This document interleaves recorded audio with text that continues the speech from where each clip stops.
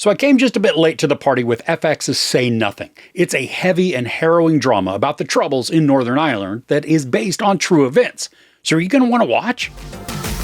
Based on the gripping true story set in Northern Ireland during the Troubles that spans 4 decades, telling the story of various Irish Republican Army members, Say Nothing explores the extremes some people will go to in the name of their beliefs. This is a 9-episode limited series with a split focus while presenting the story, with the different arcs converging towards the end. Now, one shows us the family of a mom, Jean McConville, who was taken by the IRA, and what they go through to find the truth, the family, that is. Well, the other story is about the IRA themselves, focusing heavily on 2 militant sisters, Dolores and Marion Price, who rose up in the ranks, then also Brendan Hughes, or known as the Dark, and Jerry Adams, a leader who, through his rise in power, was able to get intertwined into politics, but not without some personal concessions. This is gritty and eye-opening, especially as an ignorant American who only knew that there were conflicts between the English and Irish, Protestant and Catholics, that involved a lot of violence from the IRA.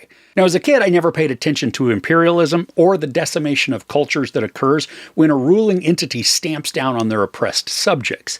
Here, we get to see how easily and understandably a lot of Northern Irish people were just ready to take up arms against the British who were working to strip them of their heritage. Now, this is a slow burn of a drama, but I don't mean to convey in any way that this is boring or unexciting. The storytelling is riveting, but told in a very deliberate and comprehensive manner. Lola Pettigrew and Hazel Dupé play the young adult versions of Dolores and Marion Price, respectively. Now, they're captivating to watch because of the transition we watch within their characters. Dolores is more brash and headstrong of the sisters, the one who's just more apt to join a protest and then raise some hell. Also, she's the ambitious one who seeks to join the IRA and then rise within their ranks. Marion, or Mare, is more reserved and quiet. Now, she's often in the background, taking everything in, just being aware and observant. But the thing that I both appreciated and enjoyed with these performances is that the characters will shock with their behaviors. Expect the unexpected, because this happens multiple times throughout the show. And also, with the slower nature of the storytelling, we're taken back and forth through the timeline. Mostly told chronologically, but not always, thanks to a large portion of the story coming as flashback as people are interviewed by this guy trying to establish a record of all that went down. And even when the story does bounce a bit back and forth, it's not difficult to follow at all. The characters become very familiar and easy to connect with, even if you're not necessarily rooting for them. And I appreciate, too, that the storytelling, it doesn't sanitize characters to make them more palatable. The behaviors and the actions of a lot of people on both sides of the conflict, they did abhorrent things to each other and their enemies. And the series, it doesn't shy away from that, allowing us to become endeared with the characters despite their actions, but also then through certain amounts of humanity that break through. Now look at Dolores. Because of her ambition, she was tasked with doing things that try her conscience and then create internal mental conflict. Lola Pettigrew captures the gamut of emotions that her character experiences, each with a ton of realism that we can feel.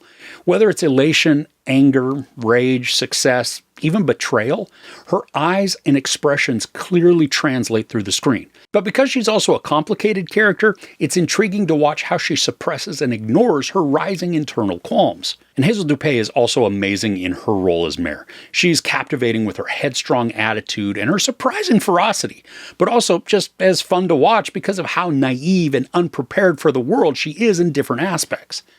Now, I'd mentioned at the very beginning that part of the story is the focus on Jean McConville and her disappearance.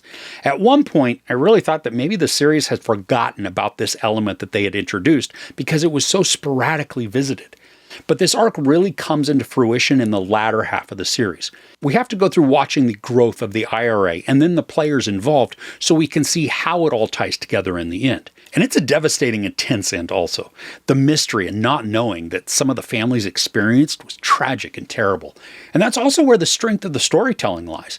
While it could be seen that the show is favoring the IRA and making them out to be the innocent, oppressed people who are only acting out of self-preservation just because of this imperialist regime, we're shown the regret that takes hold when individuals are confronted with the whole truth and the ramifications of their actions.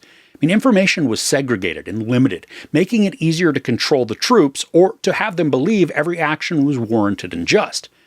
But as the last few episodes begin to wrap up the story, we're shown how the truth comes to light and characters are given the opportunity to divulge the info that they'd held secret for so long. Or they can continue with their hidden past and sit with the guilt, or at least knowledge of the truth of what they did and who some of their victims really were. When we get to the end of the series and the story begins to focus mainly on the McConville family, we then get to see some gut punch moments where characters are confronted with the truth that what they were led to believe may not have been accurate, that some members of the IRA just blindly followed whatever was told to them, exacting justice on those believed to be touts, the informants for the Brits, and it was based solely on unimaginably flimsy proof. And when that devastation hits and is internalized by the IRA members, that realization solidifies the growth that we'd been watching and then works as a catalyst for true justice. Now, even though this series does involve gunfights, chases, and explosions, they're limited, only coming into play when necessary of part of that particular storyline's needs.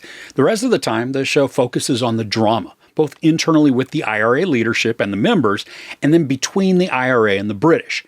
The tension, it's extreme at times, especially as characters need to cross borders or checkpoints. And a few of the times I was holding my breath because of just how uncomfortably stressful the situation was. There's also a lot of melancholy that surrounds the story, and it keeps building thanks to betrayals and dire decisions. Now, the filming is also spectacular, placing us within the grittiness and sometimes hopeless situations where you can feel the world closing in on the characters. This is a very UK presentation style to it, which I personally love, giving us varied shot selections that work to engage us in the interactions, but also just provide a stylistic beauty to it all. The colors are muted, typically using earth tones along with some grays and blacks, and creating just this cold or maybe hopeless sentiment, mixed in with age to feel more like what we would see was filmed during the time period, without that ultra graininess of the time. Now, this series caught me completely off guard and was a huge surprise at how captivating the storytelling was. The acting sucked me in with characters who are nuanced and complex, enhanced through performances that have provided conflicting emotions for each character. While the pacing is slower and dramatic, it's deliberate and suspenseful, delivering story beats that keep emotions and arcs from becoming stagnant or predictable. The heaviness of the plots may make for difficult watching, but thanks to the enveloping personalities and drama, it's also hard to not binge the entire thing. There's sex, nudity, a ton of profanity, and some violence. I give Say Nothing 4.5 out of 5 couches. So have you seen this one yet? I would love to hear what you thought about the series in the comments below. If you enjoyed this review, please give it a like. Also, don't forget to share and subscribe. I'm Chris. This is Movies and Munchies. Thanks for couching with me.